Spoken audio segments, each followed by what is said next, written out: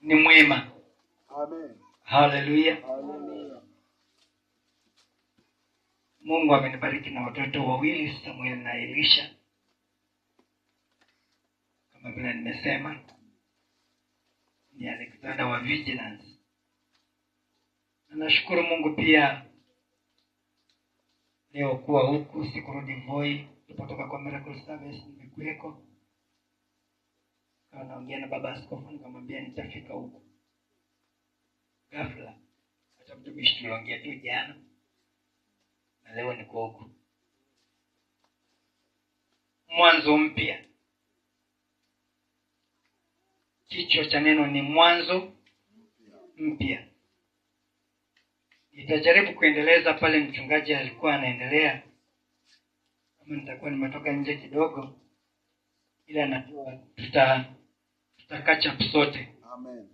Haleluya.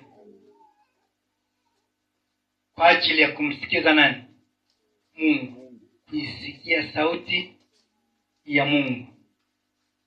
Unapotaka kuisikia sauti ya Mungu katika maisha ya kwako, lazima uwe mtu wa kusamehe sana.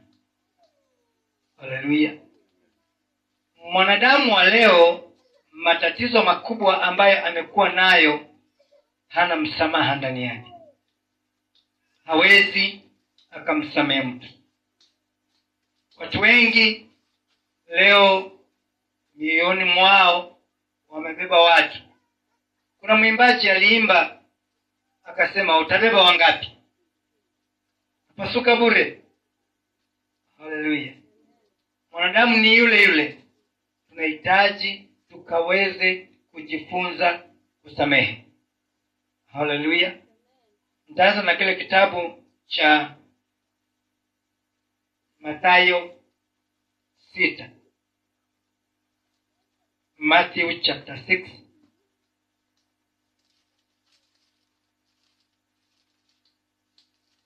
Yesu alipokuwa na wanafunzi wake, akaamua kuwafundisha kuomba.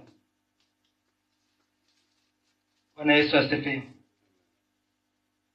Lakini kwa sababu msamaha nilikuwa nataka kukosia tu ule mstari wa 12, sisi tunakutia 9. Itakuwa vizuri. Na hii huwa imebeba mambo mengi sana, lakini watu wengi hasa walokole siku hizi waombagi ili ombi. Naombe jirani walokole. Walokole. Jamani, simwambie jirani yako walokole. 6, hebu tuanze ule mstari wa 9. Ingawaje nilikuwa nataka nisome wa 12, lakini acha tuanze tu 9. Tunasoma Matthew 6 chapter 6 verse 9. Amen. Basi nyinyi salini hivi. Baba yetu uliye mbinguni. Baba yetu uliye mbinguni. Jina lako litukuzwe. Jina lako litukuzwe. Ufalme wako uje. Ufalme wako uje. Mapenzi yako yatimizwe. Mapenzi yako yatimizwe. Hapa duniani. Kama huko mbinguni. Utupe leo riziki yetu. Utusamehe deni zetu. Kama sisi nasi tuwasamehavyo wadeni wetu. Usitutie majaribuni. Lakini utuokoe na yule muovu. Kwa kuwa ufalme ni wako, na nguvu na utukufu hata milele. Amina. Tukiseme amen. Mstari wa 14. Kwa maana mkiwasamehe watu makosa yao, na Baba yetu wa mbinguni atawasamehe nyinyi. 15. Bali msipowasamehe watu makosa yao, wala Baba yenu hata wasamehe nyinyi makosa yenu. Bwana asifiwe. Amen. Biblia inatufundisha kwamba tukaweze kuwa watu wa kusamehe. Katika maisha ya kwetu tukaweze kusamehe. Nimesema watu wengi ndani ya mioyo yao wamebeba watu, lakini Yesu akawa anawafundisha wanafunzi wake kufanya nini? Kusamehe. Kwanza akaanza, baba yetu aliye wapi? Jina lako. Unajua baba vitu vingi mno. Bwana Yesu asifiwe. Amen. Mwangalie jirani yako, mwambie mara yako ya mwisho umbiliko lini. Maana inasema mtu mmoja ndiye ameuliza, Mungu akubariki. Haleluya. Amen. Basi baba yetu aliambia, basi salini hivi: baba yetu aliye mbinguni, jina lako, ufalme wako wapi? Ufalme wako uje wapi? Yaani ufalme wa Mungu utoke wapi? Uje wapi? Wakati wewe huwezi samehe mtu. Haleluya. Huwezi msamehe mmeo, huwezi samehe mke wako, huwezi samehe watoto wako, huwezi samehe mshirika mwenzako. Hello. Bwana Yesu asifiwe. Amen. Lakini kila siku, baba yetu uliye mbinguni, jina lako litukuzwe, ufalme wako, mpaka tunaimba kama nyimbo. Ufalme wako uje wapi? Hapo duniani kama huko. Lakini msamaha. Na kuna watu wana tabia eti tutaenda kusameheana mbinguni. Wacha nikwambie, ukiondoka hapa ni hukumu inakungojea. Hello. Ukishindwa kusamehe ukiwa hapa duniani, wewe jua tu kwenu ujipange mapema. Haleluya. Amen. Bwana Yesu asifiwe. Amen. Jina la Bwana libarikiwe. Amen. Kwa sababu ujue, usiposamehe ukiwa hapa duniani, hata ukifika mbinguni hakuna msamaha. Na kuna watu ambao wako na shida, hakubatizwa akiwa hapa duniani, anakuja kubatizwa sasa amekufa. Kazi bure, mnamwogesha. Mnamwogesha nusu. Haleluya. Kuna wengine nao siku ile mtu amekufa ndio, baba tunaomba umsamehe, waangalie mashariki, waangalie kusini, magharibi, ni kazi bure. Halo.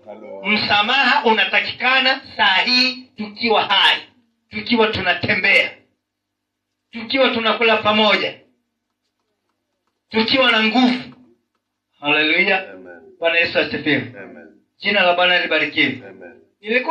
Nilikuwa nimemwambia mtumishi nataka nifundishe juu ya msamaha kwa sehemu kubwa, lakini kuna vipengele ambavyo nimepewa ambavyo nilikuwa nahitaji, maana msamaha una sehemu kubwa. Nikaambia sitamaliza. Haleluya. Kwa sababu kuna research ambayo nimefanya, msamaha uko na vipengele 6. Bwana Yesu asifiwe. Na katika kusamehe kuna points ambazo ziko karibu 13. Nikaambiwa hutamaliza, nihitaji nini? Labda mweke revival ama tuweke sena hata kama na siku ngapi? 3. Ili nifundishe hiyo. Bwana Yesu asifiwe. Sasa hii ninagusia, lakini Biblia inasema kwamba usipomsamehe jirani yako, hata deni zako wewe hutasamehewa. Usipomsamehe yule ambaye unayemuona, hata ukiomba msamaha kwa Mungu hutapokea. Na kuna watu wako na shida, yeye anakuambia kwamba naomba unisamehe. Hapo nasikia mtu anakuambia kusameheana mbinguni. Hello. Yesu asifiwe. Nasikia mwingine anakuambia sikusamehe mpaka tuende mbinguni. Acha nikwambie, mbingu huwa ina nafasi mbili. Mwambie jirani, mbingu ina nafasi mbili. Mbingu ina nafasi mbili. Unazijua? Ya kwanza Jehanamu, na ya pili uzima wa milele, ambapo kile kitu cha ajabu ambacho kimenishangaza, Jehanamu ina jina moja, lakini kwa uzima wa milele kuna majina kadhaa. Halo. Utasikia wamesema anasema mbinguni kwa Baba, Yerusalemu mpya, Sayuni, paradiso, uzima wa milele. Bado ni hapo pale pamoja, lakini Jehanamu iko na jina moja. Jehanamu, moto na kiberiti. Bwana Yesu asifiwe. Jina la Bwana libarikiwe. Sasa katika maisha ya kwako, wakati majina yatakapokuwa yanaitwa, maana umekuwa ukisema Baba jina lako litukuzwe, ufalme wako uje huku duniani kama huko mbinguni. Acha nikwambie, kile kitu kinachofanyika ni kwamba majina yatakapokuwa yanaitwa, jina lako likikosekana kwa kitabu cha kwanza, muulize mheshimiwa malaika, naomba unieleze jehanamu ni upande gani niingie nijipake mapema. Maana kama kimekosekana kwa kitabu cha kwanza, ni kwamba basi kwa kitabu cha pili cha kuingia jehanamu. Halo, Bwana Yesu asifiwe. Na ni kwa ajili ya matendo. Bwana Yesu asifiwe. Vile utakavyoishi hapa duniani ndio unajikatia tiketi ya kwenda huko. Bwana Yesu asifiwe. Jina la Bwana libarikiwe. Bwana Yesu asifiwe. Akisema kwa maana mkisamehe watu makosa yao, na Baba yenu wa mbinguni atawasamehe ninyi. Sasa fikiria, ni watu wangapi mmekosana? Ni watu wangapi wamekukosea? Ni watu wangapi umewasamehe? Ni wangapi unangojea unaenda kuwasamehe mbinguni? Muulize jirani, upo? Bwana Yesu asifiwe. Amen. Maana amesema kwamba mkiwasamehe nini? Mkiwasamehe watu makosa yao, na Baba yenu wa mbinguni atawasamehe ninyi. Bali msipowasamehe watu makosa yao, wala Baba yenu hatawasamehe nyinyi makosa yetu. Tena amesema yetu, si yenu. Jina la Bwana libarikiwe. Sasa je, ni watu wangapi unabeba kwa moyo wako? Sasa unafikiria kama kuna watu wengi ambao unabeba kwa moyo wako umewasamehe, parapanda ikilia leo, wewe unafikiri utawahi? Mwambie jirani utawahi. Hautawahi, utawaiwa. Haleluya. Bwana Yesu asifiwe. Maana jehanamu itakuwahi. Jina la Bwana libarikiwe. Bwana Yesu asifiwe. Haleluya. Jina la Bwana libarikiwe. Sasa Mungu huongea nasi kupitia kwa njia nyingi. Hilo ndilo nimepewa kusema sahihi.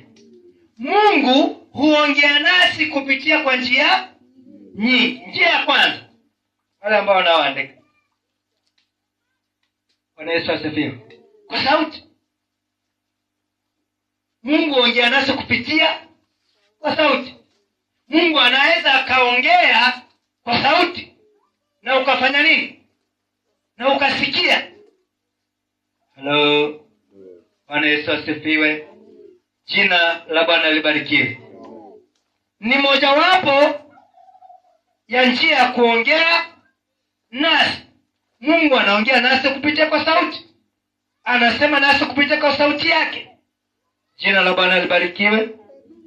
Bwana Yesu asifiwe. Haleluya.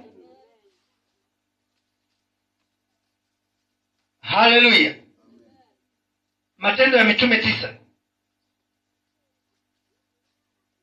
Kwa sauti. Unajua unapenda kudhibitisha kupitia kwa maandiko.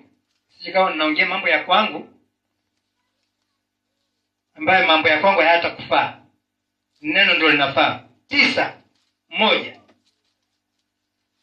Mungu huongea nasi kupitia kwa njia kadhaa. Namba 1, kwa sauti. 9:1. Matendo ya Mitume. Matendo ya Mitume. Mlango wa 9 kuanzia mstari wa kwanza. Tusome. Lakini Sauli akizidi kutisha na kuwaza kuwaua wanafunzi wa Bwana, akamwendea kuhani mkuu akataka ampe barua ya kwenda Dameski zilizoandikwa kwa masinagogi, ili akiona watu wa njia hii waume kwa wake awafunge na kuwaleta Yerusalemu. Mstari wa 3. Hata alipokuwa akisafiri ikawa anakaribia Dameski, ghafla ikamwangukia ikamwangusha, ikamwangaza kote kote nuru kutoka mbinguni. 4 Akaanguka chini, akasikia sauti ikimwambia, Sauli, Sauli, mbona waniudhi? Mstari wa 5 akasema, u nani wewe Bwana? Naye akasema, mimi ndimi Yesu unayeniudhi. Bwana Yesu asifiwe. Wewe, Bwana Yesu asifiwe. Mungu nimekwambia uongea kupitia kwa nini? Kwa sauti. Anaweza kukuongelesha kupitia kwa sauti ya kwake yeye mwenyewe na ukasikia. Hello. Bwana Yesu asifiwe. Amen. Tunamuona huyu bwana Sauli alikuwa jeuri, alikuwa katili, alikuwa mdini, alikuwa mtu ambaye amesomea dini. Bwana Yesu asifiwe. Mpaka alikuwa na cheti cha kuwa mtu yote ambaye alikuwa ameokoka. Ukisema tu unamjua Yesu, unauawa. Haleluya. Kuna article nyingine nilikuwa naangalia kama miezi miwili imepita, kwamba ndugu zetu wa mama mdogo, mwenzi wao aliokoka, na alipookoka, nadhani ni Warabuni, si hapa, ni Warabuni. Alipookoka wakamwambia aache. Kwa Kiingereza wanasema to deny. Amkane. Nadhani ndio lugha sanifu ya Kiswahili. Amkane Yesu. Akasema, mimi sitamkana Yesu. Nimemuona kwa macho yangu. Nimesikia sauti. Hello. Akasema sitamkana. I'm not going to deny him. Akasema, if you are not going to deny him, we are going to kill you. Akasema, it's okay. Hello. Kama usipomkana tunafanya nini? Tunakuua. Akasema ni sawa, lakini sitamkana. Bwana Yesu asifiwe. Na familia yao ilipoanza akasema, yeye ndiye amesema ameokoka, kwamba amemuona huyo mtu. Mwambie jirani huyo mtu. Haleluya. Bwana Yesu asifiwe. Akatolewa kwa boma, akapelekwa katikati ya uwanja, akafungwa mikono na mguu, akapigishwa magoti, akaambiwa mkane. Kaambia simkane, nimemuona kwa macho, nimesikia sauti yake akiniambia niokoke. Akaambia mkane. Wazazi wake wakarudia wakasema, nyinyi mnasema ni yeye. Bwana Yesu asifiwe. Akasema sitamkana. Bwana Yesu asifiwe. Mwambie jirani kwa sauti. Alisikia sauti na akamuona. Kwa hivyo akasema siwezi kufanya nini? Alilengwa mawe mpaka akafa. Mpaka mawe akafanya mlima. Haleluya. Wa kijiti, wa jiwe, wa tofali. Pale ampiga magoti mpaka akafanya nini? Haleluya. Muulize jirani, utaweza wewe? Halo. Utaweza? Najua nafanya vitu vyote, lakini ndani ya moyo wa kwako lazima uwe shujaa. Walikuwa wanasema shujaa mwaminifu. Ni Apatiko ama alikuwa anamuita nani? Haleluya. Apatiko. Shujaa mwaminifu, mwenye imani. Bwana Yesu asifiwe. Je, wewe utakuwa shujaa mwaminifu, mwenye imani? Mungu hutuongelesha sisi kupitia kwa sauti. Unaweza ukaongeleshwa kupitia kwa sauti. Kuna sauti nyingi. Sauti ya Mungu haina vurugu. Sauti ya Mungu haina vishawishi. sauti ya Mungu ni pole kabisa. Napokuambia usitende dhambi, basi amemaliza. Haleluya. Lakini sauti zingine zina vishawishi. Jina la Bwana libarikiwe. Jina la Bwana libarikiwe. Cha ajabu hata ile somo kumbe hata sitalimaliza. Namba 2, maono. Mungu huongea nasi kupitia kwa njia kadhaa. Namba 2, maono. Ezekieli 2. Pale tutafikia siku nyingine, mtakuja kunikumbusha. Mkinitaka mnitafute. Hello. Hata kama hamjui pale ninapokaa, ndugu yangu pale anajua pale ninakaa, atakuja anibebe. Haleluya. Ezekieli 2. Ezekieli 2.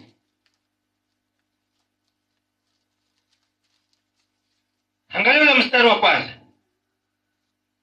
Kupitia kwa nini? Kupitia kwa maono. Mungu huongea nasi pia kupitia kwa maono.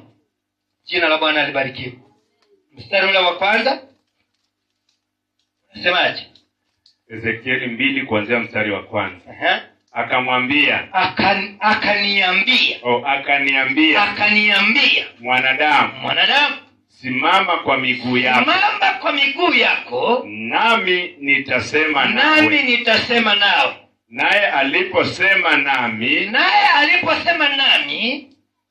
roho ikaniingia, ikanisimamisha.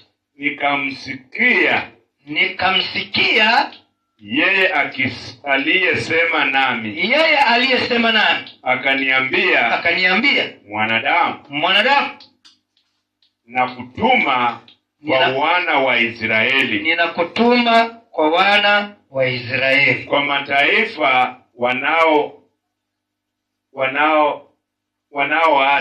Kwa mataifa wanaoasi. Walioniasi mimi. Nao wao na baba zao wamekosa juu yangu. Naam. Hata hivi leo. Bwana Yesu asifiwe. Ezekieli akaona maono. Haleluya. Ezekieli alikuwa amelala, akaona maono. Anaambia mwanadamu,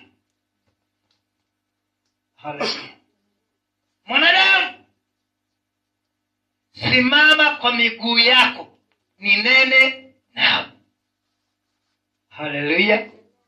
Jina la Bwana libarikiwe. Sasa Ezekieli, Biblia inasema akasimama, lakini alikuwa ni maono. Haleluya. Jina la Bwana libarikiwe. Bwana akanena naye, akamwambia, ninakutuma kwa hao watu wenye shingo ngumu, watu wajeuri, watu walioasi, wameasi sana, wao na baba zao wameniasi. Haleluya. Bwana Yesu asifiwe. Mwangalie jirani yako alafu muulize jirani, ulitokea wapi? Jamani, siulize mtu ulitokea wapi. Kwani nikitoka hapa kila mtu sinaenda kwao? Kwani unaenda kwao? Haleluya. Jina la Bwana Yesu libarikiwe. Bwana Yesu asifiwe. Kila mtu unayemuona hapa kuna mahali ametokea. Na kule wengi tulikotokea, hatukutokea mahali pazuri, tumetokea mahali ambapo Mungu aliasiwa. Watu walimwasi Mungu. Watu walimkataa Mungu. Watu walifanya vitu ambavyo Mungu alivichukia. Haleluya. Bwana Yesu asifiwe. Jina la Bwana libarikiwe. Haijaanzia kwenu, hata wakati wa kina Ezekieli huko walikuweko. Haleluya. Bwana Yesu asifiwe. Mstari wa 4. Na wana hao wana nyuso zisizo na haya. na mioyo yao ni migumu.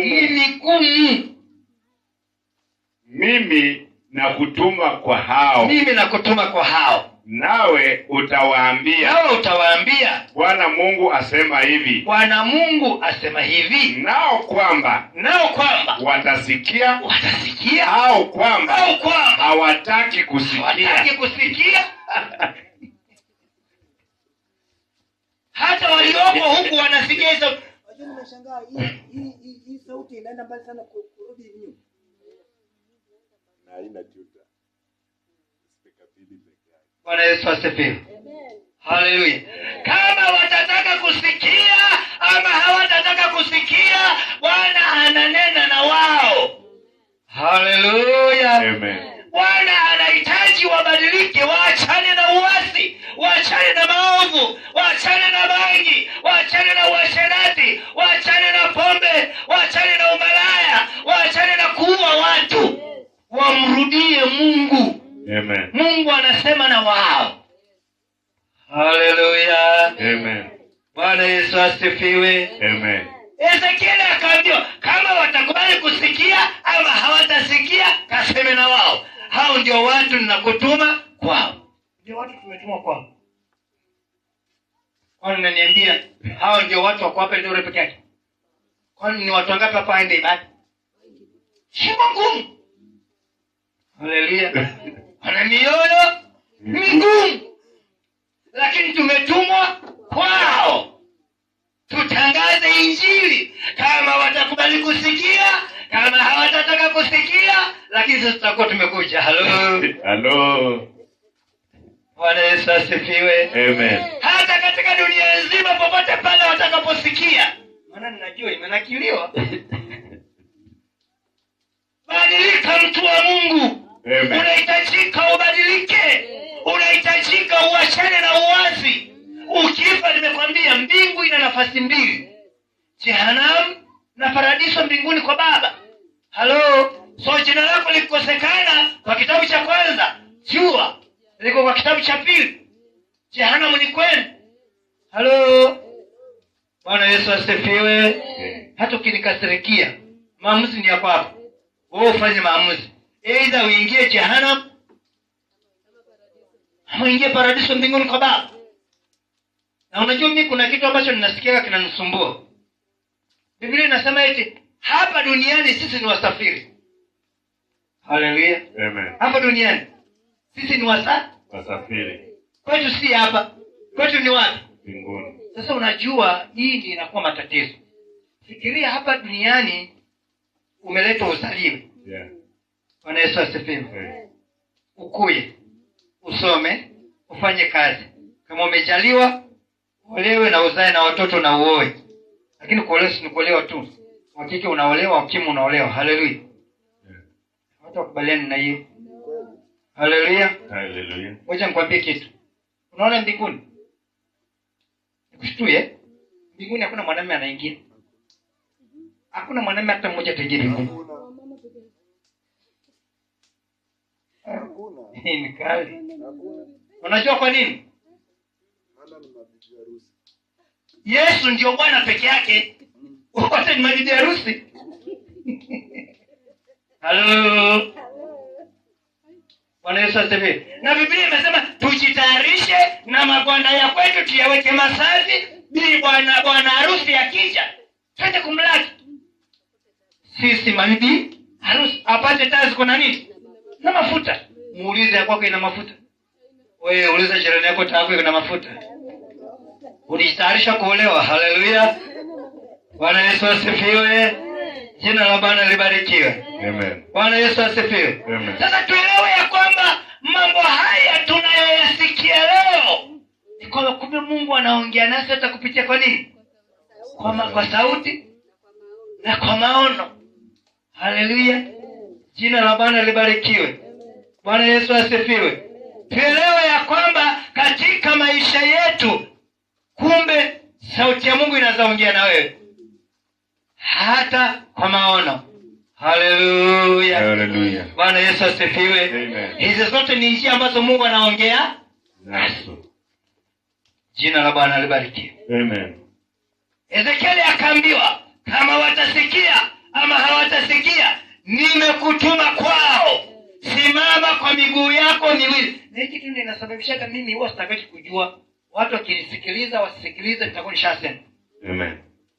Hello. Yes. Yesu asifiwe. Amen. Ndio nampendaga wewe ndugu yangu, yeye haogopaki kitu wala mtu. Haleluya. Hallelujah. Jina la Bwana libarikiwe. Amen. Na hapo kubali sisi ndio tunataka kwenda. Hata yeye anajua. Akuja niseme msiposikie sawa. Lakini nitakuwa nimefanya nini? Nasema. Maandiko yatakuwa yamefanya nini? Yamekamilika. Ujumbe utakuwa umekufikia. Halo. Hello. Bwana Yesu asifiwe. Amen. Neno kaisome yote mpaka ufike mstari wa 3. Mlango wa 3. Utaona vile naongea. Mimi ninagusia kwa sababu ya muda wangu. Haleluya. Amen. Namba 3, mafundisho. Wakati mwingine mtu akidumu kwa mafundisho ya neno la Mungu, Mungu ataongea na wewe. Haleluya. Bwana Yesu asifiwe. Amen. Unaona watu wengi leo wameshindwa na huduma kwa sababu moja, hawana mafundisho. Hawajapata mafunzo, hawajapata mafundisho.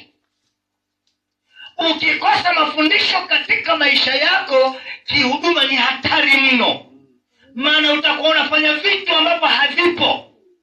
Utakuwa unafanya vitu ambavyo si kwa nafasi yake.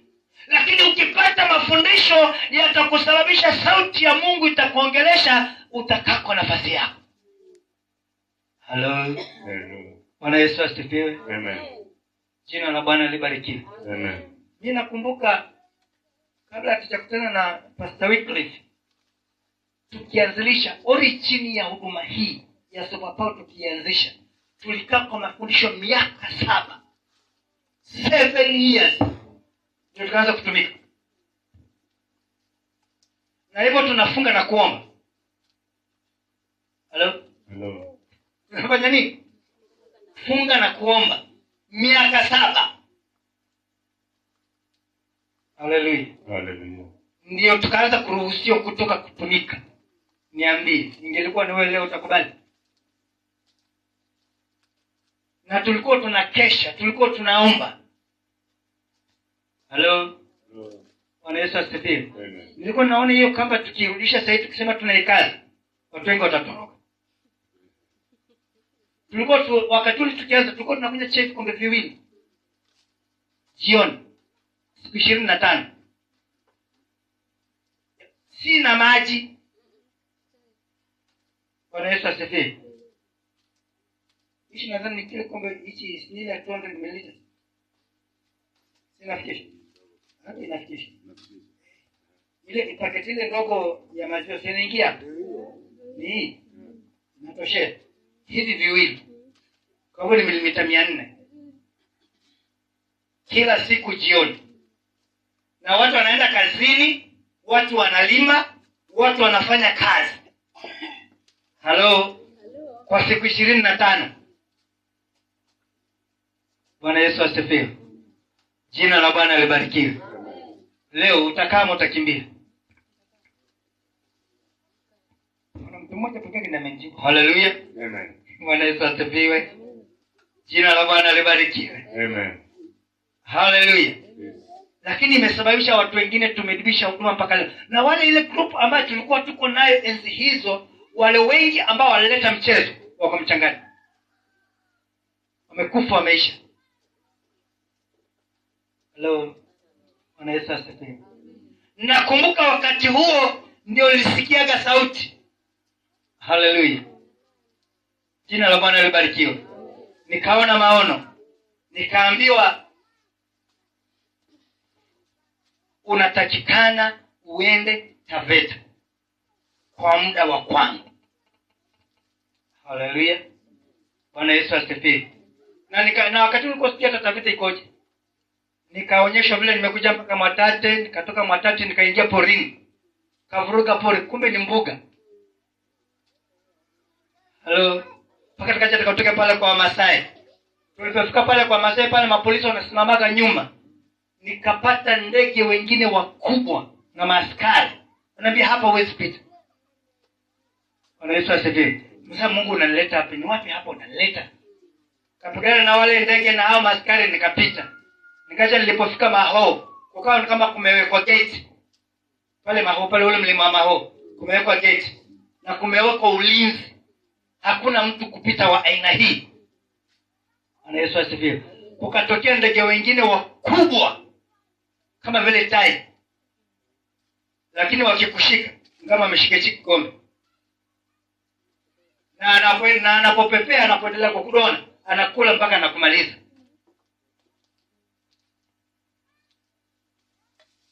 Hello. Wajua nimelala. Kama vile Ezekiel aliambiwa, simama kwa miguu yako niseme na wewe. Bwana Yesu asifiwe. Amen. Na pale nikapigana, nikapita. Ndio nikaingia Taveta town. Sikujua kama tutakuwa na kanisa Taveta wala huduma Taveta. Lakini ujue vile mwanadamu alivyo. Hizo vitu vyote niliviona, nikakataa kuja Taveta. Hallelujah. Nikatumiwa mtu kutoka Mombasa akaja akaniambia, nikamwambia Taveta mimi siendi, sina mtu huko.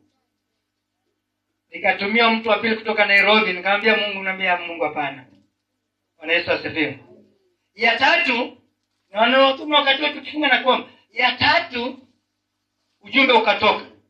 Kaambiwa kulikuwa na watu 50 ambao walikuwa wanafundishwa juu ya udaktari. Lakini kumehitimu daktari mmoja.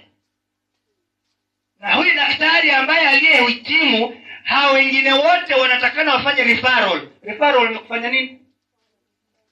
Warudie. Ni kurudia nini? Masomo. Ndio wapate cheti. Kama lakini huyu ambaye amehitimu amekataa kwenda. Haleluya. Ni ujumbe ulipopita, kwani nilijua kama ni mimi? Sikujua ni mimi. Bwana Yesu asifiwe. Kaka, baada tulipotoka kwa mkutano nikaambiwa ule ujumbe ulikuwa unatoka unajua na wako. Kama mimi si daktari, akasema hapana. Kiombea watu sawa wanapona. Sinafundisha watu. Tunafanya huduma. Nataka na wewe Taveta, nikamwambia mtumishi mimi siendi. Bwana Yesu asifiwe. Nilikujaona hili neno kwa sikumbuki ni 1 Samuel chapter 22. Pale inaongea kwamba utukufu wa Mungu unapokuondokea unapigwa Ichabod. Unajua maana yake nini? Ukipigwa Ichabod unabakia mtupu, unabaki na laana. Halo. Bwana Yesu asifiwe. Basi baada ya muda nikaja nikaambiwa umepigwa Ichabod. Ilinisumbua, nikawa sielewi maana yake nini. Acha nikwambie, kutii na kuisikia sauti ya Mungu, hakuna kitu cha muhimu duniani kama hicho. Nilikosa mpaka lapa la kuvaa. Halo. Nilikosa mpaka kiatu. Nilikuwa navaa lapa lingine la blue na lingine la red. Na limekatika, limeshonwa. Halo. Bwana Yesu asifiwe. Mungu ameniongelesha, nimekataa. Sijui ni vitu vingapi ambavyo vimeharibika katika maisha yako kwa sababu ya kutotii. Sijui ni vitu vingapi ambavyo umesababisha hata leo vimekufa. Hata wengine ndoa zao zimekufa, biashara zimekufa. Halo. Bwana Yesu asifiwe. Kwa sababu gani? Wamekataa kutii sauti ya Mungu. Wameongeleshwa, wamekataa kutii, uharibifu umeingia. Nilikuja kuomba kwa mwaka mzima. Ndio hiyo neema ikaja kurudi. Nilikosa mpaka nashinda kwa mfungo, nakosa mpaka maji ya kunywa. Nakosa mpaka chai ya kufungua jioni. Nikaanza kuuliza Mungu, kwani hii ni vipi? Kaambia, unajua kawaida daktari akihitimu, akipewa certificate ya kwenda kufanya kazi, mshahara wake huo unaendaga huko. Sasa mimi nikasema, kuna hospitali ziko karibu na kwetu. Kuna Voi, kuna Vesu. Mimi niipeleke Voi ama Vesu? Haleluya. Bwana Yesu asifiwe. Nikaambia unatakana uende Taveta. Kwa hivyo nikaambia kumbe mimi niko Taita kule mlimani, lakini mshahara wangu uko Taveta. Niliteseka. Ndugu yangu, uje nje nikwambie, cha moto nilikiona, kufa ndio sikufa. Hello. Kama unashindwa kutii, ninaomba tii. Usilazimishwe. Bwana Yesu asifiwe. Jina la Bwana libarikiwe. Napenda kufundisha kwa mifano. Haleluya. Siku ilipotimia, niliingia kuomba, nikaomba siku 40, mbingu zimenyamaza kimya. Nikaomba 21, mbingu zimenyamaza. Niliomba nikafunga mpaka nikasahau. Naambia Mungu tu nipe hiyo neema angalau tu niende. Baada ya mwaka kuisha nikaja nikaambia uko tayari kwenda? Nikasema Bwana niko tayari kwenda. Nikaambiwa kuanzia saa hii wakati wowote nitakwambia wewe. Sasa nikawa masikio yamekuwa kama ya sungura. Unajua masikio ya sungura akitishia vile anakaa vipi? Yamesimama hivi na anakaa makini mpaka na macho. Hivyo ndivyo nilikuwa. Bwana Yesu asifiwe. Tukatoka siku nyingine, kuna mahali kulikufa kwa boma, kulikufa watu 4, watu 5 kwa mwezi mmoja. Watu 5 kwa mwezi mmoja. Mpaka walikuwa mkizika huyu mmoja anaulizia who is next? Nasikia mmoja anasema ile hali ninaisikia haikuwa si labda ni mimi. Haleluya. Bwana Yesu asifiwe. Sasa kuna dada mmoja katika hiyo familia, maana babake alikuwa ameambiwa yale madhabahu ambayo ameweka katika hilo boma kunatakana kufanywa kesha, haya madhabahu yafanye nini? Yavunjwe. Yule baba akasema ni mdini. Unajua watu wa dini, nikwambia hakuna pepo mkubwa duniani kama dini. Hello. Hakuna pepo mkubwa duniani kama dini. Wewe unaona Sauli alikuwa anafanya nini? Anawaua. Hello. Bwana Yesu asifiwe. Basi baada ya miezi kadhaa watu wakaanza kufa. Yule baba akafa, mkaza mwana akafa. Kijana, kwanza ni kijana ndiye alianza, alichinyonga kwa nyumba. Kulikufa watu 5. Alipokufa baadaye yule msichana ndiye alikuja kumbuka, akaambia fikisha familia kwao. Mtu wa 5 alipokufa akasema jamani, sasa tutaisha. Si baba aliambiwa afanye kesha? Si tufanye tu kesha. Akaambiwa kimbia haraka uende uwaambie wale watumishi waje. Bwana Yesu asifiwe. Jina la Bwana libarikiwe. Walipokuja, tulipoingia kuomba, Bwana akasema kunatakana kufanya kesha ngapi? 3 mfululizo. Hello. Kufanya kesha Jumamosi ya kwanza kuwe kuna chakula ama hakuna. Kesha ya kwanza, kesha ya pili, kesha ya 3. Siku za Jumamosi ngapi? Hivyo ndivyo tulifanya. Tulipofika ile kesha ya Jumamosi ya 3, wakati mwingi mimi ndio nilikuwa namalizaka kuimba kwa kesha. Wakati nikiimba nikimalizia, nimeweka nyimbo ya kuabudu tunaomba. Nikaambiwa asubuhi Taveta. Wajua nimeweka nyimbo ya kuabudu. Asubuhi Taveta. Nilikuwa nimefunga macho, nimesweat, nikafungua macho. Nikamwangalia askofu. Hapo akaniambia asubuhi Taveta. Nikamwambia asubuhi Taveta. Bwana Yesu asifiwe. Sasa fikiria, unajua mmelala kwa kesha, umesweat. Bado mjengea kibarua, unajua nyumba ni ya mchanga. Mkitoka hapo mmekuwa ukundu, maana mtapambana na watu. Hello. Tulimaliza kesha saa 11 kasoro. Tukatoka, ilikuwa ni pande za Shigaro kuja stage Vundanyi. Pale tunaishi ni mpaka ulipe 200. Wakati huo si kama leo magari ni mengi.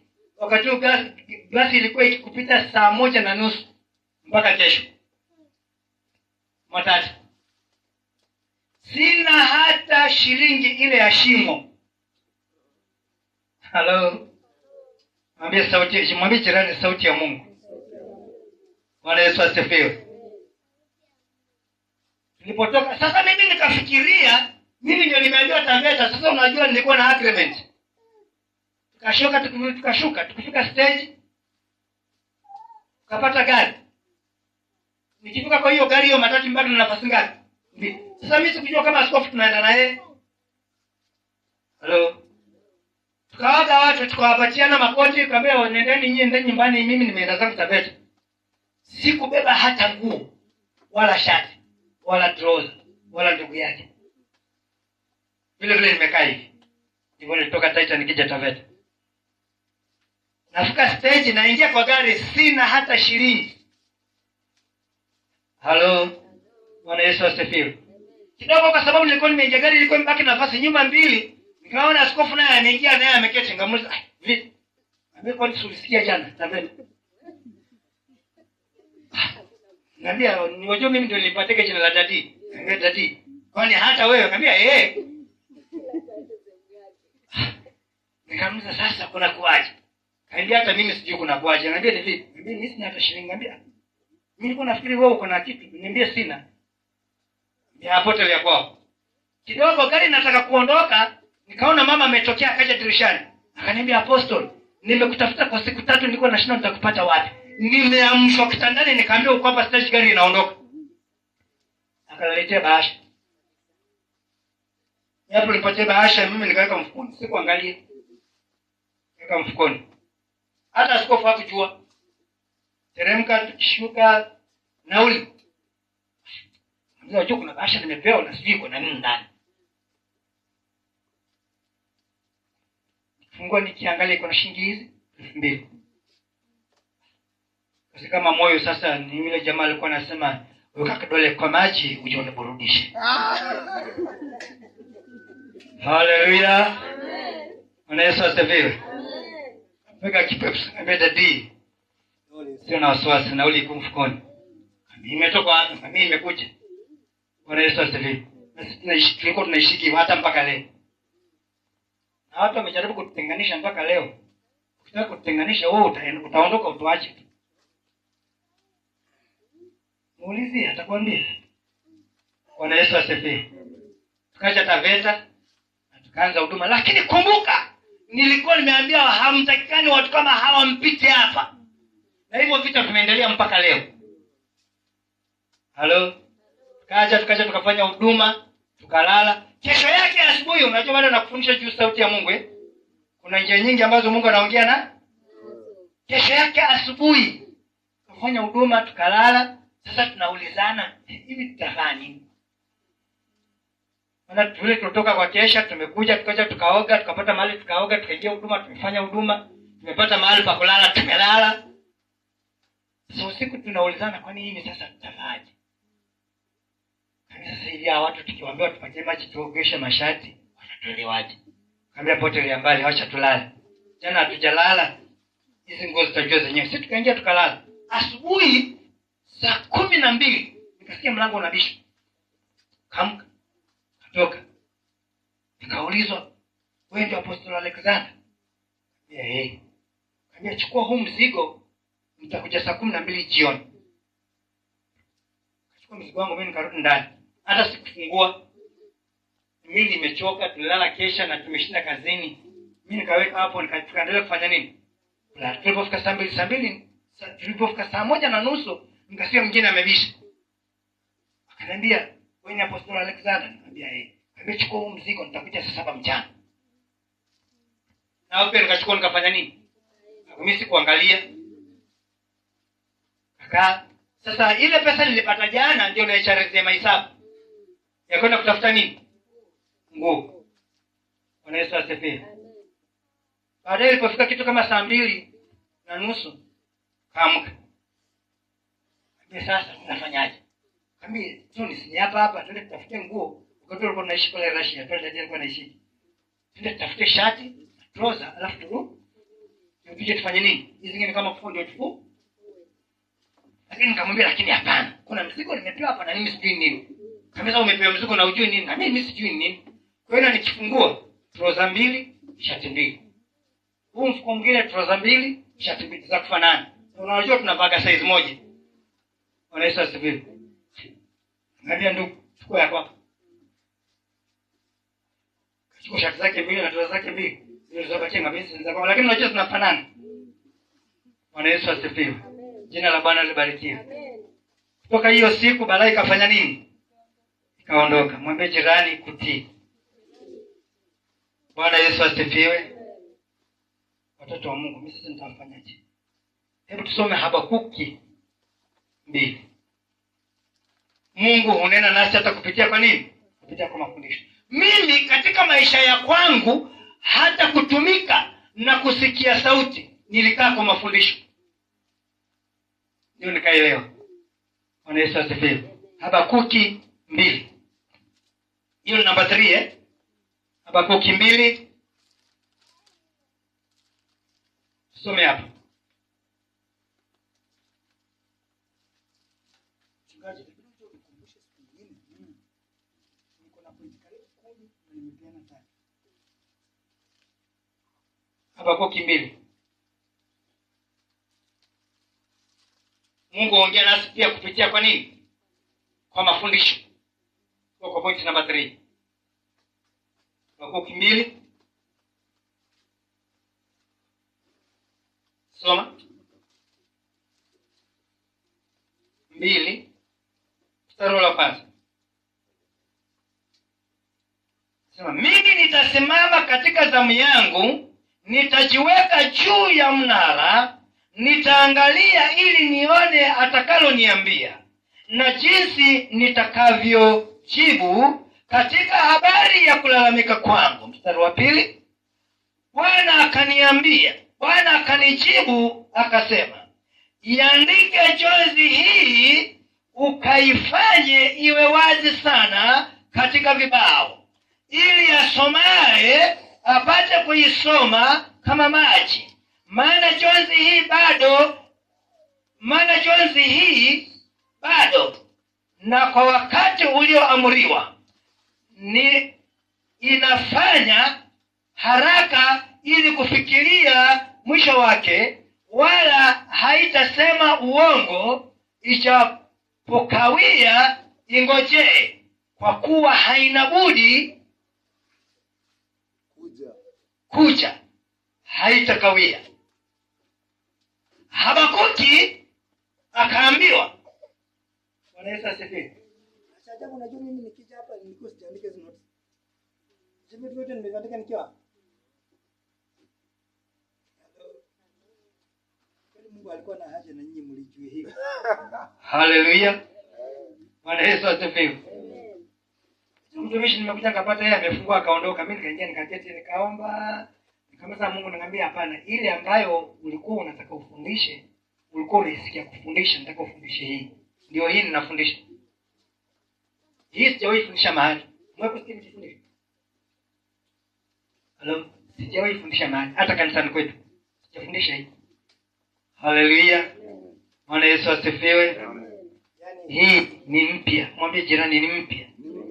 Kweli ni mwanzo. Bwana Yesu asifiwe. Habakuki akaambiwa, simama kwa zamu zako. Bwana ameongea hapa mpaka nikaona kama kidogo nitaka kusema, ndugu acha kutoka story bwana. Kama watasikia watasikia, na kama hawatasikia hawatasikia. Akilalamika juu ya zamu, maombi, hivyo hivyo. Halo? Zamu zako. Je, unakaaga kwa zamu zako? Unasimamaka kwa zamu zako? Je, unafikaga kwa masaa yanayotakikana? Habakuki akaambiwa, simama kwa zamu zako, kwa miguu yako.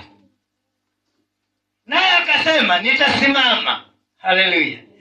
Ili aniambie lile ambalo analotaka kuniambia mimi nisikilize. Haleluya. Halo. Bwana Yesu asifiwe. Jina la Bwana libarikiwe. Akasimama kwa zamu zake, akaambiwa, chukua kalamu na karatasi uiandike hii. Unajua alikuwa anafundisha. Halo. Wale watu ambao Mungu amewasaidia kuandika na muandikaji, haya mambo ni ya kuandika. Jina la Bwana libarikiwe. Amen. Bwana Yesu asifiwe. Bwana akaanza kumfundisha Habakuki vile kutakavyokuwa na vile kutakavyofanyika. Namba 1, usimame kwa zamu zako. Namba 2, usikilize ili uwaambie watu vile watakavyofanya. Namba 3, akasema na mimi ninataka nisimame kwa zamu zangu nimsikilize vile atakavyoniambia Amen. ili niende kusema. Ndio haya mafundisho. Hello. Haleluya. Jina la Bwana libarikiwe.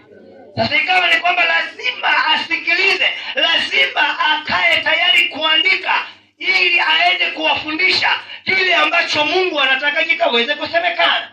Haleluya. Bwana Yesu asifiwe. Jina la Bwana libarikiwe. Haleluya. Haleluya. Je, uko tayari kufundishwa? Hai, mwambie apange, nitakuja kufundisha. Wakati wote mimi sikupati muda.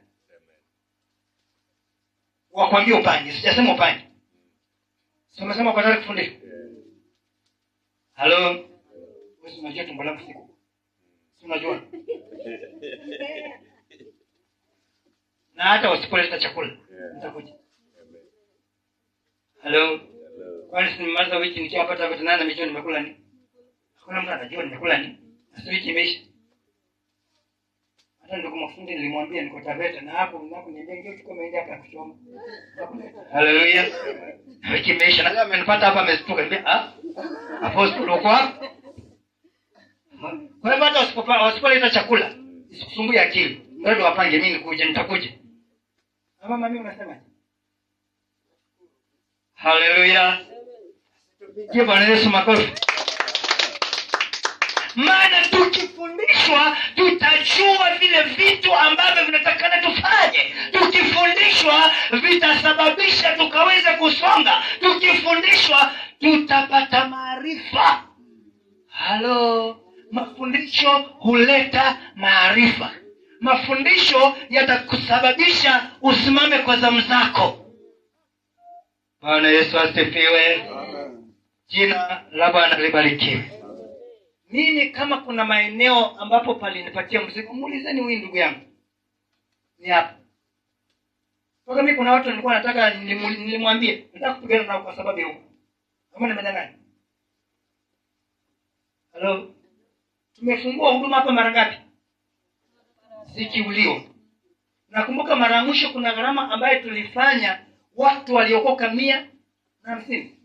150 hapa Eldoret. Unajua nini hamjui? Kuna hizi nyumba zimejengwa hapa nzuri, ukipanda vizuri kutoka kule mafuta ya ng'ombe, ukija ukipiga kona. Hata nimesikia wameniita wakiwa wameketi hapo mimi sikuwaona. Bwana Yesu asifiwe. Kuna mbuyu uliangukaga pale. Mnakumbuka? Ni nani alifanya hiyo kazi? Na mbuyu ukapita katikati ya nyumba, haukuangukia nyumba ya mtu. Na tuliuongelesha. Tukamwambia wewe ndio uliye na madhabahu ya hapa Eldoret. Tunakwambia usiangukie nyumba, usiangukie mtu, pitia hapa katikati. Halo. Nadhani mweza ukuishi. Ule mbuyu ulingoka. Maana yale mapepo yalikuwa ndani na mizimu na miungu ilikufa.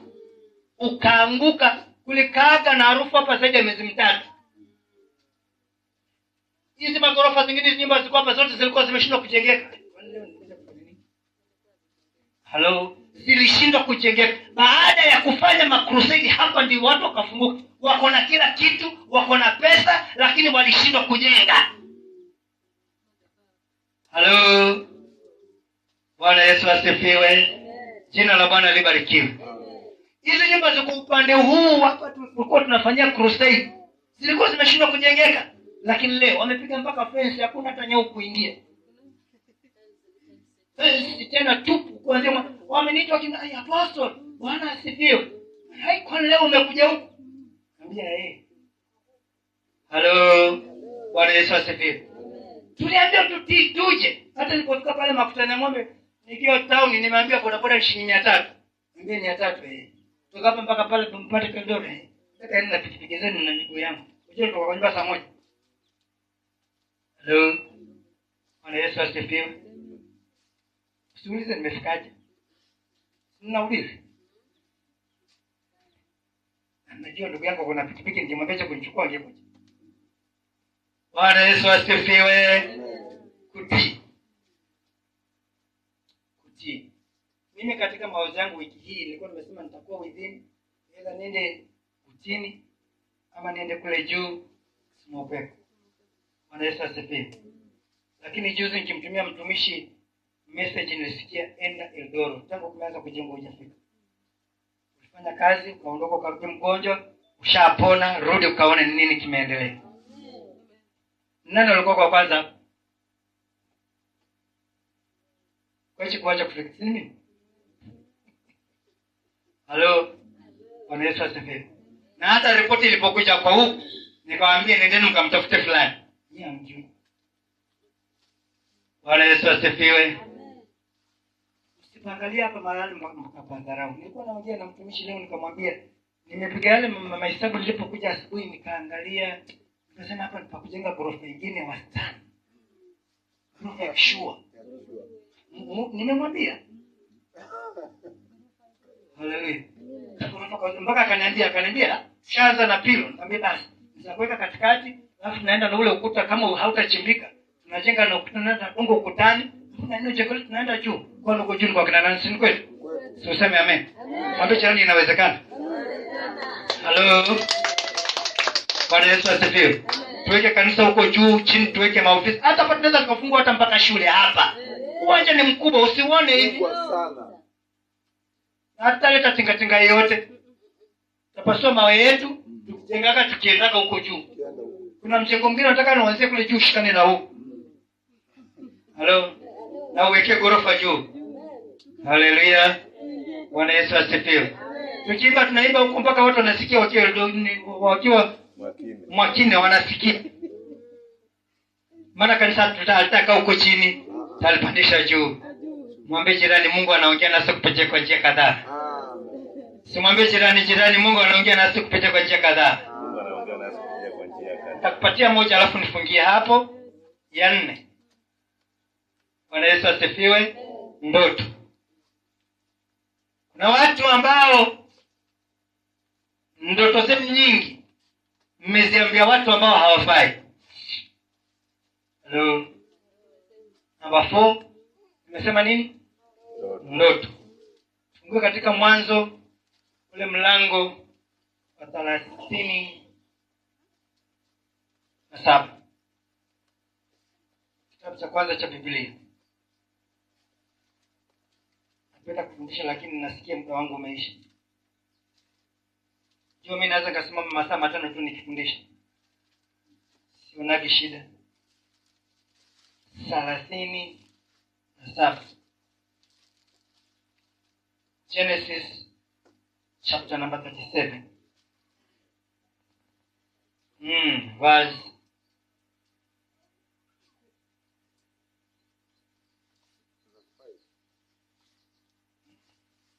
5. Kwa sababu ya muda. Yusufu akaota ndoto.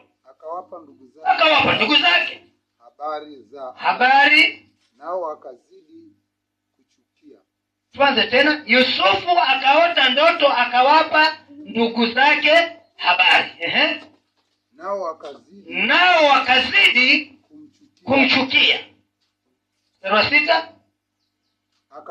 Akawaambia tafadhalini sikizeni ndoto hii niliyoiota. Tazama mstari wa 7. Sisi tulikuwa tukifunga miganda shambani. Kumbe mganda wangu ukaondoka ukasimama. Na tazama miganda yenu ikazunguka ikainama mbele ya mganda wangu. Ndugu zake wakamwambia, je, kweli wewe utatumiliki sisi? Nao utatutawala sisi.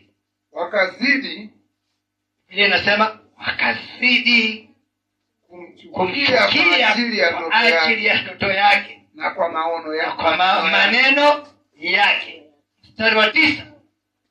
Akaota tena. Mwambie jirani akaota tena. Ndoto nyingine. Mwambie jirani ndoto nyingine.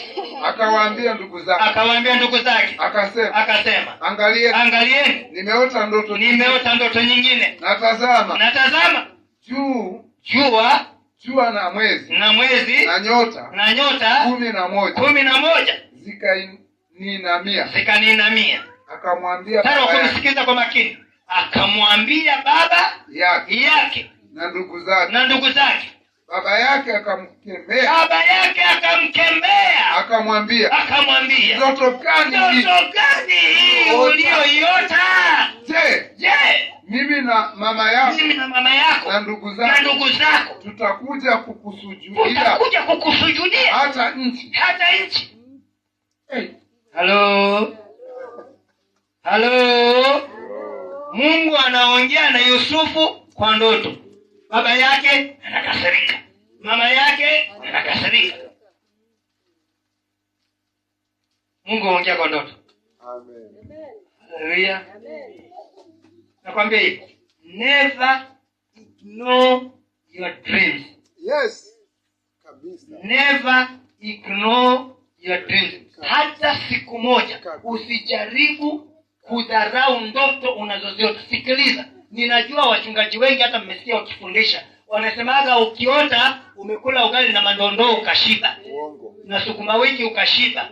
Ukiota kuna mtu ulikuwa unamwaza mchana, ndio usiku ulipoenda kulala ukamuota. Sikiliza, never ignore your dreams, especially if you are praying.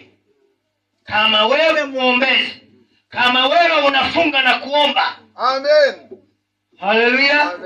Usijaribu kudharau ndoto unazoziota. Amen. Watu wengi destiny za kwenu zimepitia kwa ndoto na mmezigino, na ndio maana mnapata shida. Watu wengi mmefanya mambo mengi katika ndoto, mkayaona katika ndoto na mmezidharau, ndio maana mnaishi maisha mnayoishi. Hatima ya kwako, that is destiny. Hatima ya kwako imeharibika kwa sababu ndoto unazoziota. Unaogopa kusema, nitoboe nisitoboe, niseme nisiseme. Hata wengine mnapaka usiku kwa ndoto na hamsemi. Unajua mchungaji ni aibu. Sasa naenda kwa mchungaji, kuja mchungaji, unajua usiku ulikuwa umebaki. Ni ndoto, ina maana yake. Yes. Ndio maana unapata wengine magonjwa kwa vizazi vyenu hayaishi. Kansa haziishi. Wengine hata mmeshindwa kupata hata watoto kwa sababu mmekuwa mkitumiwa katika ndoto. Bwana Yesu asifiwe. Na ni za kijinga. Wakati mwingine mpaka unaona hata mtu ambaye ni mtu wa heshima, mara marafiki wa zamani, mara si rafiki, mara si ni hivyo ndivyo zinakuja. Na ukishagundua ukiingia kuomba, huwa inabadilisha mtindo wa kuja.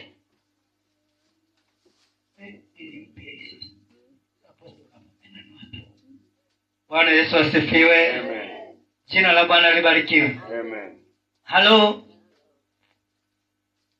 Hili eneo limeharibu biashara na ndoto unaiona. Na kwanza wengine unaambia ukijaribu kusema, usiseme, ukisema utaona.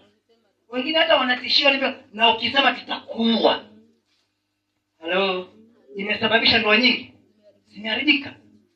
Imesababisha hata waume wengi. Yesu asifiwe. Imesababisha hata wengine waume wamekufa, wake wamekufa, wengine hawana watoto. Halo. Nimetajeni wale baya. Bwana Yesu asifiwe. Amen. Jina la Bwana libarikiwe. Amen. Hawa ndio wanaitoka majinamizi. Kwa lugha ile ya kueleweka, wanaitwa spiritual wife, spiritual husband.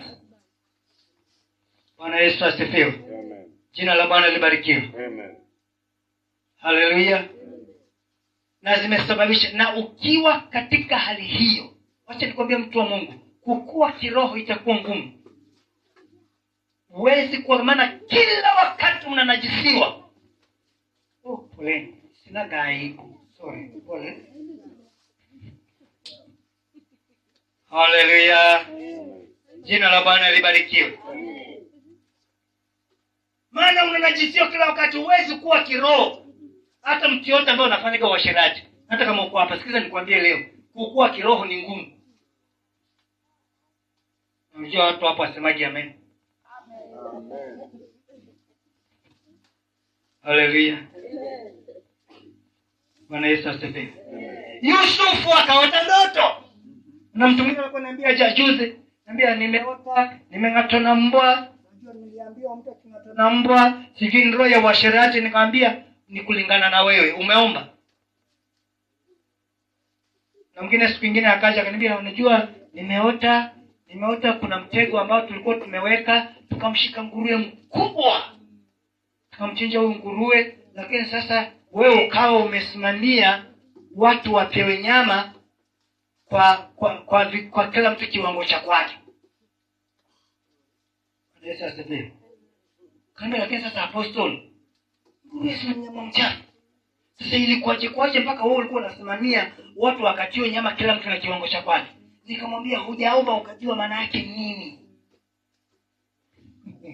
Halo. Sikiliza. Maono hayana tafsiri, lakini ndoto huwa ina tafsiri. Bwana Yesu asifiwe. Jina la Bwana libarikiwe.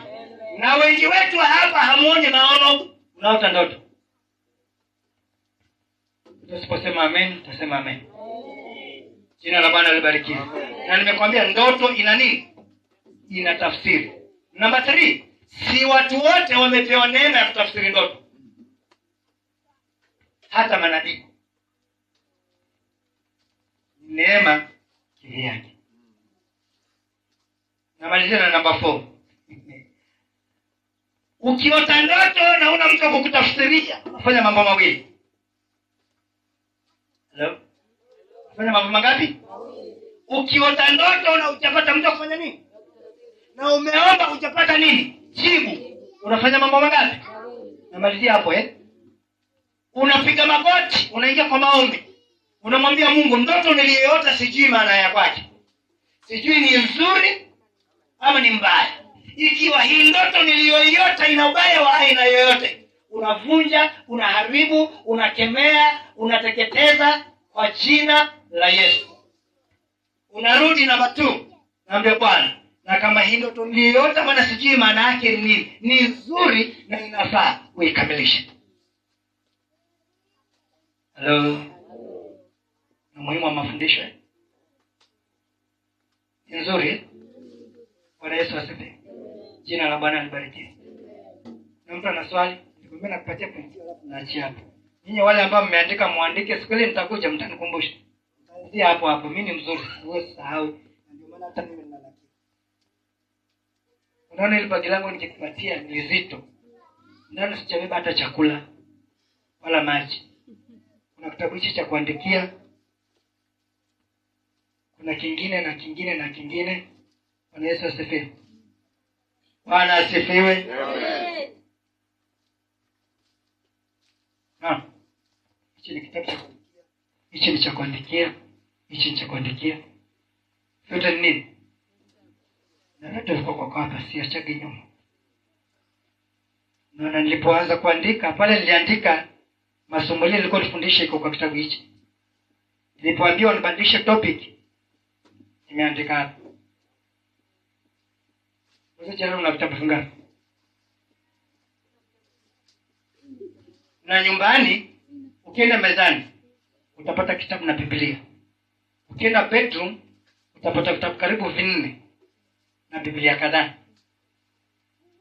Sasa mimi nikiamka pale nimeamkia huko na kalamu iko hapo. Bwana Yesu asifiwe. Ni muhimu. Hivi vitu usipoviandika, ukiniambia utavikumbuka kwa akili zako hapo. Nashukuru Mungu, nitasema asante Mungu akubariki, lakini najua umeniaga. Na mtu ana swali labda nilijibu. Uliza. Haleluya. Wakati nilikuwa nimelala, Mungu akinizungumzia kuhusu huu uwanja. Na akaniuliza uko na nini? Na nikaanza kutokwa na jasho nyingi. Ndio nishtuke sasa nianze kuona haya maono. Nilipolala usingizi tena, nikaota ndoto.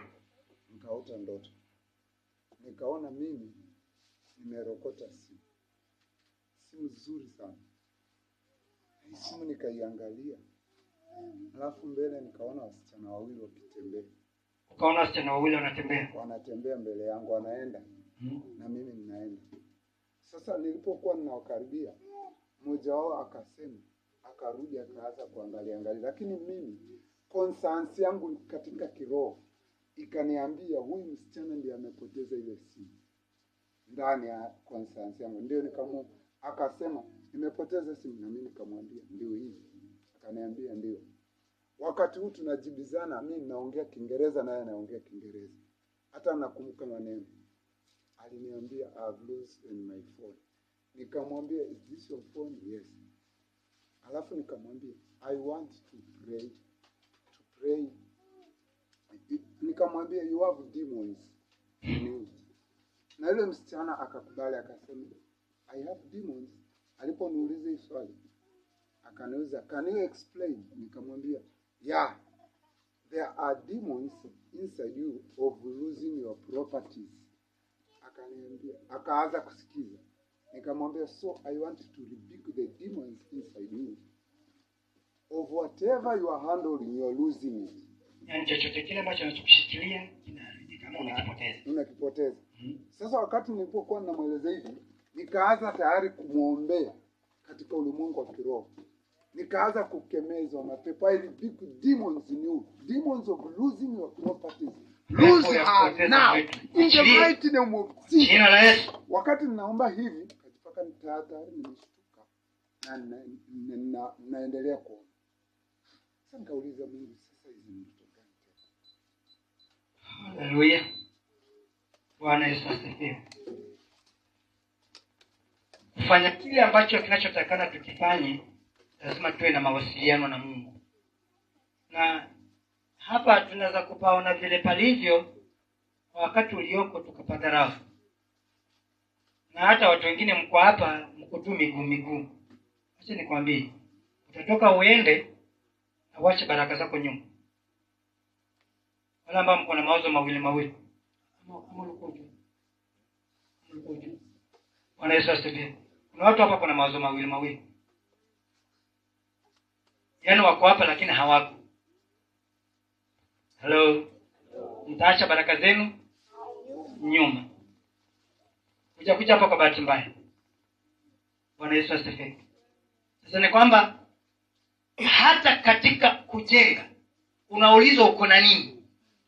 Yule mwanamke ambaye alienda kwa nabii akamuuliza, watoto wangu wanataka kuchukuliwa, mimi ni mjane na sina kitu. Yule nabii alimuuliza, nyumbani kwako kuna nini? Akamwambia, sina kitu, lakini niko na chupa ya mafuta kidogo. Hakuna siku Mungu huwa anafanya kazi bila kitu. Bwana Yesu asifiwe. Kile ulicho nacho wewe ambacho kitasababisha ujenge ama ujenzi ujengeke, ni huduma iko ndani yako. Maana uliulizwa uko na nini? Umechukua simu ya mtu, unaenda kumsaidia mtu, umempatia simu ya kwake, Mungu anaweza kuambia na mapepo ndani, yaombee, yakemee, akakusikiliza, ukayakemee. Hicho ndicho uko nacho. Na mwanamke akaambia, basi kama una mafuta kidogo, nenda nyumbani kwako kaombe vyombo kwa majirani. Hao ndio majirani. Mpaka tuwahubirie. Tukiwahubiria hao majirani ndio watakuja kujenga. Tunaendelea kutumika. Hello. Lakini tusiwe wadhalimu. Kwa sababu ile simu ungeiweka. Na ushajua ni ya huyu. Ungeenda naye. Ungemuombea. Atakuja kanisani. Yule jirani anaelewa.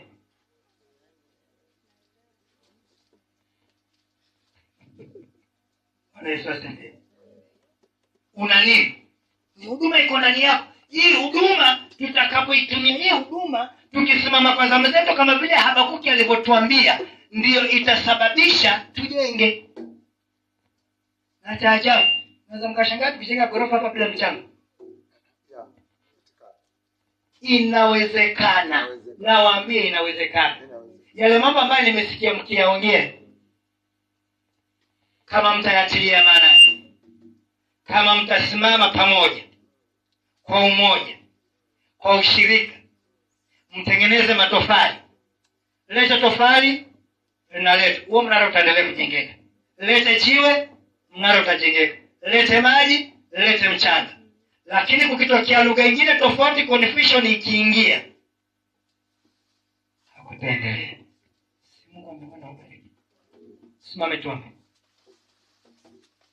Baba, katika jina la Yesu wa Nazareti, Mungu wetu wa mbinguni, ninakushukuru, ninakuabudu kwa sababu ya utukufu wa jina lako, kwa uweza na kwa nguvu zako. Asante Baba, kwa maana wewe ni Mungu ambaye unayetufunza njia za kuongea na wewe.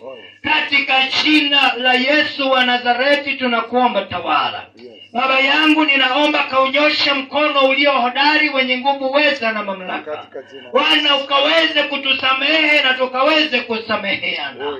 Katika jina la Yesu wa Nazareti naomba, tawala. Mioyo yetu ukaweze kuifungua na ukaweze kutuondolea kila mawaa. Katuondolee kila majeruhi ndani ya mioyo yetu. Kaondoe kila maumivu katika mioyo yetu. Kaondoe vile vidonda na ukaviponye katika mioyo yetu. Wale tuliowabeba Bwana, tunawatoa ili upate nafasi kwa mioyo yetu. Ile mioyo migumu Bwana ukaweze kuivunja. Masikio yetu ukaweze kuyafungua, tukaweze kukusikiliza. Maana unaongea nasi kupitia kwa njia kadhaa. Baba, tumejifunza hizi njia 4. Tumejifunza kupitia kwa sauti. Tumejifunza kupitia kwa ndoto. Tumejifunza kupitia kwa mafundisho. Tumejifunza kupitia kwa maono. Hizi ni baadhi ya zile njia mojawapo unasema nasi. Naomba Bwana ukaweze kuzidi kutufundisha. Katika jina la Yesu Kristo wa Nazareti, kwa mkono wako ulio hodari, naachilia nguvu yako yenye upako. Naachilia nguvu yako inayoondoa balaa, mikosi na kila hali chako. Katika jina la Yesu Kristo wa Nazareti, Baba wa mbinguni, ninakuomba, ninakuhitaji. Ingia mahali hapa. Tawala maeneo haya. Ujenzi huu ukaweze kuendelea. Kazi zikaweze kufanyika. Wanawake na wanaume wakaweze kuja. Hata wale walio na mioyo migumu, walio na fedha, hata wale ambao hawana. Baba, ukawalete wapate huduma, ili wakaenda wakapate fedha na kuzileta. Waende wafanye biashara, wakakujengee nyumba. Katika jina la Yesu Kristo wa Nazareti, naitisha ule upako. Naitisha nguvu yako. Naitisha nguvu ya kukomboa. Nguvu ya kuokoa. Upako wa kuokoa. Wanapotoka hata kwa outreach, Baba, watu waokote na watu waje kanisani. Asante Mungu wetu wa mbinguni. Asante. Kwa maana kweli ni Mungu, ni wakati mrefu tumekulia kwa ajili ya maeneo haya. Na Mungu umeendelea kutenda vitu vya ajabu. Asante hata kwa wale waliokoka wakapotea. Tunajua Bwana kuna wale bado umewahifadhi. Naomba ukawafungue. Nenda ukanene na wao. Pitia kwa maandiko. Nenda na wao. Pitia kwa sauti yako. Nenda na wao. Kupitia kwa neno. Nenda na wao. Baba, kupitia kwa maono. Nenda na wao walete. Kupitia Baba hata kwa ndoto. Nenda na wao walete. Katika jina la Yesu Kristo, Baba, naachilia uzima. Ninaachilia uponyaji. Walio mbali na walio karibu. Baba, hata kwa ajili wale ambao wanaotuangalia hata kwa mitandao. Baba, kuna walio nchi za mbali. Kuna walio Baba nchi ambazo Bwana huko waliko hakuhubiriwi neno. Hakuna makanisa. Hili ni kanisa tosha, maana pale watakapokuwa wameshirikiana na sisi. Wafuatilia hata kwa Twitter. Wafuatilia Baba hata Baba kwa YouTube. Wafuatilia Baba katika kila hali ambayo watakapotupata. Watufuatilie hata Baba kwa jina kwa WhatsApp. Baba, ili wakaweze kufunguliwa. Wakaweze kubarikiwa. Wakaweze kuinuliwa. Wainue walio na vita vilivyoko Bwana ukavimalize. Katika jina la Yesu, vita vya Iraq pamoja na Israeli na Amerika. Maliza hivyo vita. Katika jina tunaomba kwa ajili ya Israeli. Bwana ukaipatie amani. Israeli Bwana ipe amani. Tuomba amani Israeli. Yes. Baba, tuomba amani hata kwa uchela kwa jina pale. Katika jina la Yesu, maliza hivyo vita. Maliza vita vilivyoko Israeli na Iraka. Yes. Maliza vita vilivyoko Israeli hata pamoja na Amerika. Yes. Maliza hivyo vita vyote pale vilipo. Yes. Kalete utulivu. Yes. Kalete amani. Yes. Taombea nchi ya Kenya Bwana. Yes. Kaipe amani. Yes. Nchi wale ambao wanaotusikiliza na wanaotuangalia kwa mitandao. Yes. Popote pale walipo. Yes. Kawaokoe, nena na wao. Yes. Kupitia kwa njia zile ambazo Bwana ambazo nataka wakaweze kukusikiliza. Yes.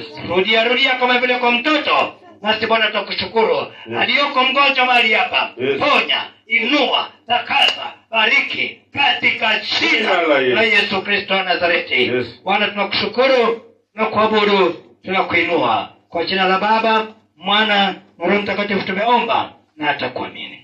Amen. Shangwe na vigelegele. Mungu wa mbinguni awabariki. Apostle Alexander George Mbogo, Vigilance, mbarikiwe.